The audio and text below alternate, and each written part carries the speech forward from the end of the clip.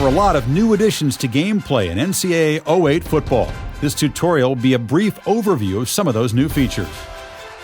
At the college level, football boils down to a game of motivation. It's all about how much you want the win compared to your opponent. In NCAA 08, you'll now be able to see your players' motivation level as well as affect their motivation level through your actions on the field.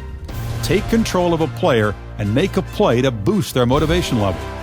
Make enough plays with a guy and he'll become in the zone.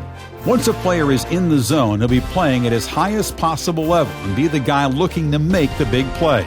Impact players, as well as any player that is in the zone, will be able to make the players around them better through their sphere of influence. Anytime one of these players makes a play, their sphere of influence will give a boost to the motivation levels of the players that were on the field for that play. You're the 12th man out there. It's up to you to take control and get the most out of your players. One of the biggest differences between the college and pro games is the creativity of the plays on the college level.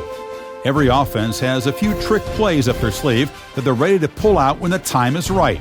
Here are some of the new plays you'll be able to run in NCAA 08 football. Taking a cue from the Boise State upset win over Oklahoma in the Fiesta Bowl, both the hook and lateral and the Statue of Liberty plays are new additions to this year. For the hook and lateral, you'll need to control both when to pass the first receiver for the hook and then pitch the ball to the receiver that is coming for the lateral. On the Statue of Liberty play, the CPU will control the quarterback for the play fake, and you will take control once the ball is in the hands of the running back. There are a number of additional new plays that will involve partial CPU control as well. The flea flicker play has the CPU handling the handoff to the running back and the pitch back to the quarterback. You will then have full control of the quarterback to throw to any receiver you choose. There are also certain plays that require a player to go in motion before the ball is snapped. For these plays, the CPU will automatically send the player in motion before the ball is snapped. Simply press the button to hike the ball, which will send the designated player in motion to a predetermined spot in the formation. Once he reaches his spot, the ball will be automatically snapped. In addition to the new plays, there were a number of new gameplay additions to this year's game. With the addition of the new dynamic gang tackling, defenders will never give up on a play, as additional defenders can add on to a tackle to help drive the ball carrier to the ground.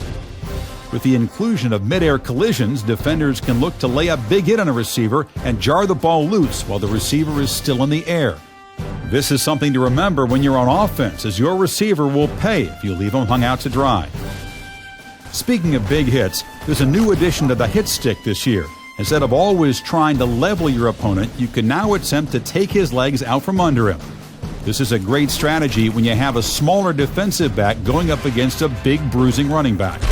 If you're on offense and the defender attempts to take your legs out, you can attempt to hurdle over him. The big hits are not reserved just for offense anymore. You can now take control of a player before the snap of the ball and clear the holes for the running back with the lead blocking controls. Be the fullback that clears out a linebacker, then switch over to the ball carrier as you work your way downfield. Well, there you have it. That's a brief rundown of some of the new gameplay features added to NCAA 08 football. To really get a feel of all the new features, get in the game and take control.